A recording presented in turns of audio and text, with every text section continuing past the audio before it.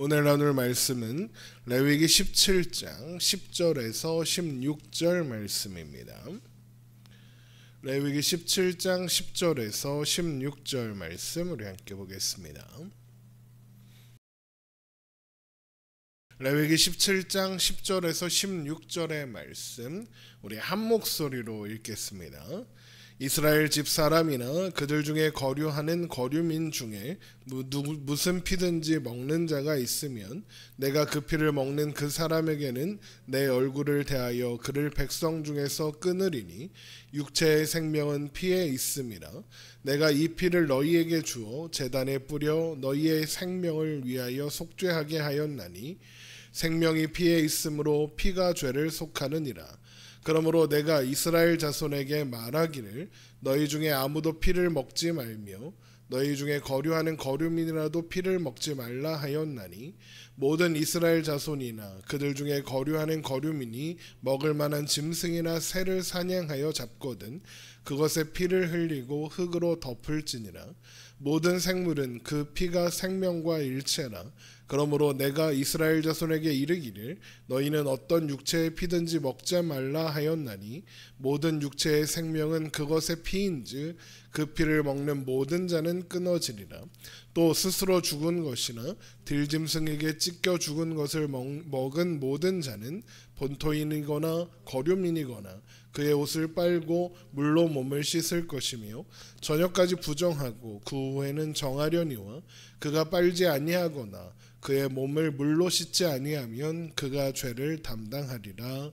아멘. 오늘 본문의 말씀의 가장 핵심되는 말씀은 피를 먹지 말라라는 규례입니다. 레위기 17장 10절입니다. 이스라엘 집 사람이나 그들 중에 거류하는 거류민 중에 무슨 피든지 먹는 자가 있으면 내가 그 피를 먹는 그 사람에게는 내 얼굴을 대하여 그를 백성 중에서 끊으리니입니다. 피를 먹지 말라라는 규례는 이미 레위기에서 여러 번 레위기 3장 또 7장에서 언급된 바가 있습니다. 다만 그 이유까지는 앞에서 설명되지는 않았었죠. 그런데 오늘 본문에 와서 바로 그 이유가 확인되는 겁니다. 피를 먹지 말아야 하는 이유는 크게 두 가지인데 첫 번째 이유는 생명이 피에 있기 때문이고 두 번째 이유는 하나님의 백성들이 그 피를 통해 죄를 용서받기 때문입니다. 레위기 17장 11절입니다. 육체의 생명은 피에 있음이라 내가 이 피를 너희에게 주어 제단에 뿌려 너희의 생명을 위하여 속죄하게 하였나니 생명이 피에 있으므로 피가 죄를 속하느니라.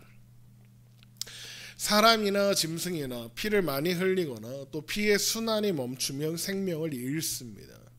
그러므로 피에 생명이 있다라고 할 수 있는 거죠. 그런데 모든 생명의 주인은 하나님이십니다. 하나님께서 모든 생명을 창조하셨기 때문이죠. 그러므로 생명에 대한 존중은 창조주이신 하나님에 대한 존중이며 피를 먹지 않는다라는 것은 하나님을 모든 생명의 창조주이시며 소유주이시다라는 것을 고백하는 행동이 된다는 겁니다. 그러면 피만 먹지 말라라고 하지 말고 생명을 존중하기 위해서 아예 육식을 금지하면 되지 않겠냐 이런 생각이 들 수도 있겠습니다. 사실 처음 사람 아담과 하와는 육식을 하지 않았습니다. 하나님은 하나님의 형상을 따라 남자와 여자를 창조하시고 그들에게 복을 주시며 온 지면에 씨 맺는 채소와 씨 가진 열매 맺는 모든 나무를 그들의 먹을거리로 주셨죠. 그러니까 처음 사람들은 육식을 하지 않았던 겁니다. 그러나 아담과 하와의 범죄 이후로 땅은 엉겅퀴를 내었고 사람이 수고하지 않으면 채소와 열매를 얻을 수 없게 되었습니다. 아마도 그때부터 인간들은 비교적 쉽게 먹을거리를 마련하기 위해서 사냥을 시작하지 않았을까 추측할 수 있습니다. 그러다 가인의 후예인 람에게 이르러서는 사냥은 더 이상 식량을 얻기 위한 행동이 아니라 유희를 위한 행동에 이르고 말았죠. 그래서 결국 사람이나 동물을 가리지 않고 무분별하게 죽이는 지경에 이르게 된 겁니다. 그렇게 사람들은 더 이상 생명을 존중하지 않게 되었고 생명의 주인이신 하나님을 존중하지 않게 되었습니다. 결국 하나님은 포악함으로 가득한 세상을 심판하시기로 하셨고 그 심판이 바로 노아의 홍수 심판입니다. 그렇게 홍수 심판이 지나가고 노아가 방주에서 내리자 하나님은 노아와 그의 가족들을 축복하시며 채소와 함께 동물들도 먹을거리로 사용하도록 허락하십니다. 우리 창세기 9장에 한번 가볼까요? 창세기 9장 1절입니다.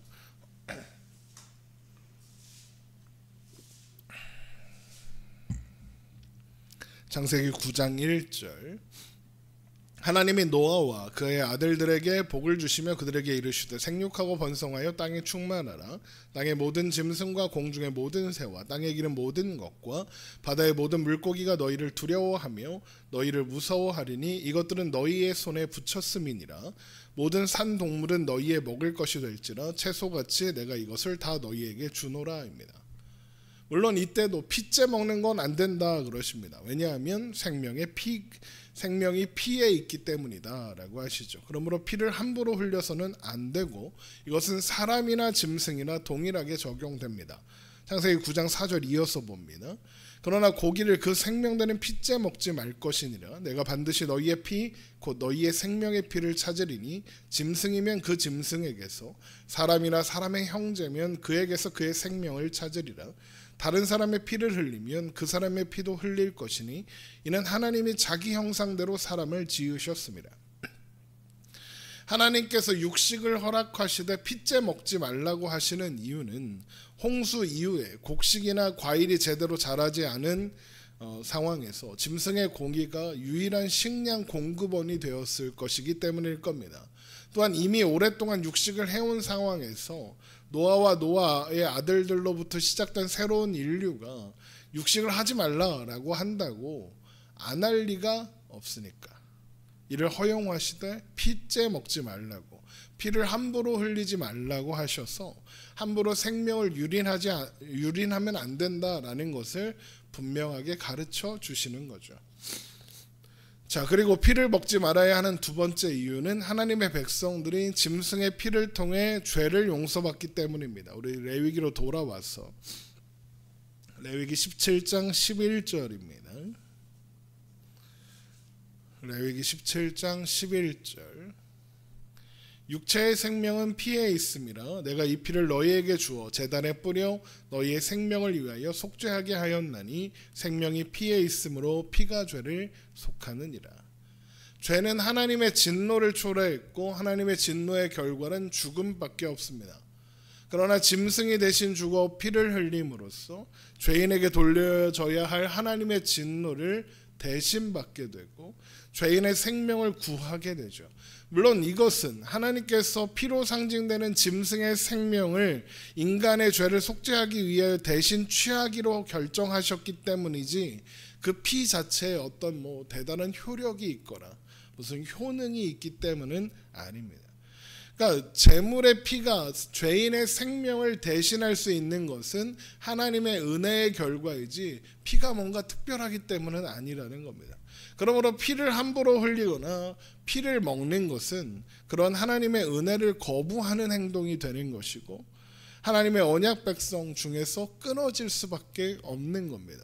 또한 그렇기 때문에 이스라엘 조선만이 아니라 그들 가운데 거류하는 거류민도 피를 먹지 말라 하시는 거죠.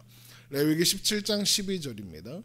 그러므로 내가 이스라엘 자손에게 말하기를 너희 중에 아무도 피를 먹지 말며 너희 중에 거류하는 거류민이라도 피를 먹지 말라 하였나니 이스라엘 백성이 아닌 이스라엘 백성 가운데 거류하는 거류민도 피를 먹지 말아야 하는 이유는 이방신을 섬기는 우상들을 섬기는 제의에는 대부분 피를 먹는 것이 포함되어 있기 때문입니다. 그들은 생명을 상징하는 피를 먹음으로써 오래 살거나 또 그 동물이 가지고 있는 어떤 능력을 취할 수 있다고 생각했습니다. 애굽에 살다가 이스라엘 백성들과 함께 애굽에서 나온 거류민 가운데에는 분명 그런 종교적인 배경을 가진 사람들이 다수 포함되어 있었겠죠. 그런 그들이 이스라엘 자손 가운데 거하고자 한다면 피를 먹지 말라는 규례를 지켜야 합니다. 만약 이 규례에 동의할 수 없다면 이스라엘 백성들을 떠나서 가고 싶은 길을 가면 됩니다. 그러니까 이스라엘 백성들 가운데서 끊어지면 되는 거죠. 하지만 이스라엘과 함께하길 원한다면, 하나님 안에 머물길 원한다면 그들도 이 규례를 순종해야 하는 겁니다. 그리고 이런 피를 먹지 말아야 하는 규례는 가축만 아니라 사냥하여 잡은 짐승에게도 동일하게 적용됩니다. 사냥하여 짐승을 잡으면 피를 다 빼고 피를 흙으로 덮은 후에야 먹을 수 있습니다. 레위기 17장 13절입니다. 모든 이스라엘 자손이나 그들 중에 거류하는 거류민이 먹을 만한 짐승이나 새를 사냥하여 잡거든 그것의 피를 흘리고 흙으로 덮을지니라. 피를 흙으로 덮는다라는 것은 사람을 포함한 모든 생명의 기원이 흙이므로 흙으로 돌아가게 한다, 이런 의미입니다. 또한 다른 사람들이 피에 접촉하지 않도록 하기 위한 것이기도 하죠. 피에 닿으면 부정해지니까요. 자, 이렇게 모든 생물의 피는 그 생물의 생명과 하나이므로 모든 생명체의 피를 먹어서는 안 됩니다. 만약 이를 어기고 피를 먹는다면 하나님의 백성 중에서 끊어지게 되죠. 레위기 17장 14절입니다. 모든 생명은 그 피가 생명과 일체라. 그러므로 내가 이스라엘 자손에게 이르기를 너희는 어떤 육체의 피든지 먹지 말라 하였나니 모든 육체의 생명은 그것의 피인즉 그 피를 먹는 모든 자는 끊어지리라. 만약에 자연사한 짐승이나 들짐승에게 찢겨서 죽어서 피를 모두 쏟지 못한 짐승의 고기를 먹어야 하는 상황이 있다. 그래서 먹게 되면 피를 함께 먹은 상황이 되기 때문에 그 사람은 옷을 빨고 몸을 씻어야 하며 저녁까지 부정하게 됩니다. 만약 그렇게 하지 않으면 그의 부정함으로 성소와 공동체를 더럽혔고 그래서 그의 죄를 담당해야 합니다. 레위기 17장 15절입니다. 또 스스로 죽은 것이나 들짐승에게 찢겨 죽은 것을 먹은 모든 자는 본토인이거나 거류민이거나 그의 옷을 빨고 물로 몸을 씻을 것이며 저녁까지 부정하고 그 후에는 정하려니와 그가 빨지 아니하거나 그의 몸을 물로 씻지 아니하면 그가 죄를 담당하리라.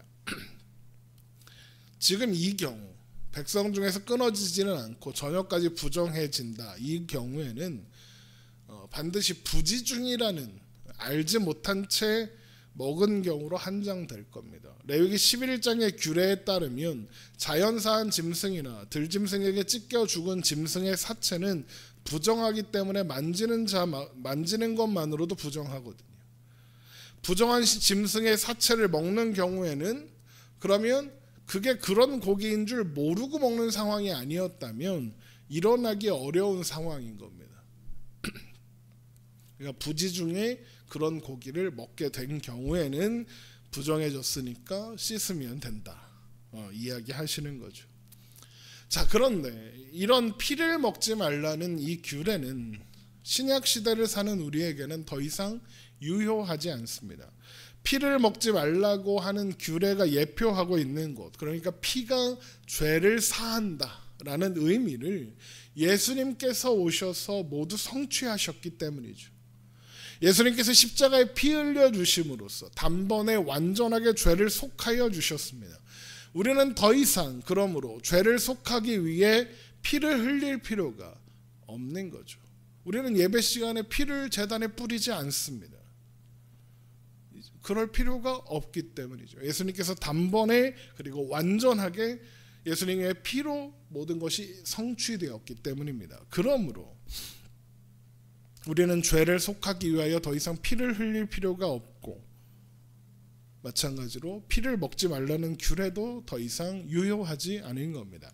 그러나 피를 먹으면 백성 중에서 끊어지게 된다는 말씀은 여전히 유효합니다. 이게 무슨 말이냐? 피를 먹는다라는 것은 생명의 주인이신 하나님을 경시하고 그것을 통해 속죄하시겠다는 하나님의 뜻을 무시하고 거부하는 것이라고 했죠. 그런데 그 피가 예수님의 피를 예표하고 있다 그렇죠.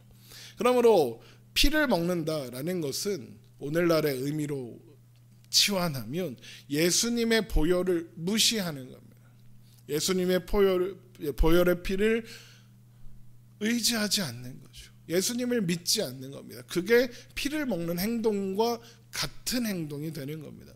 그리고 예수님의 보혈을 의지하지 않는 자, 예수님을 믿지 않는 자는 하나님의 백성이 될 수 없고 하나님의 백성에서 끊어질 수밖에 없다는 거죠. 이것이 피를 먹으면 백성 중에서 끊어지게 된다는 말씀은 여전히 유효하다라는 말의 의미입니다. 예수님의 피가 우리를 온전히 정하게 하였습니다. 우리는 더 이상 피를 먹거나 안 먹거나 상관없습니다. 예수님의 피가 그 모든 것을 성취하였기 때문이죠. 피를 먹지 말라는 이 규례를 통해서 우리가 알아야 하고 기억해야 하는 것은 그러므로 항상 예수 그리스도뿐인 겁니다. 기도하겠습니다.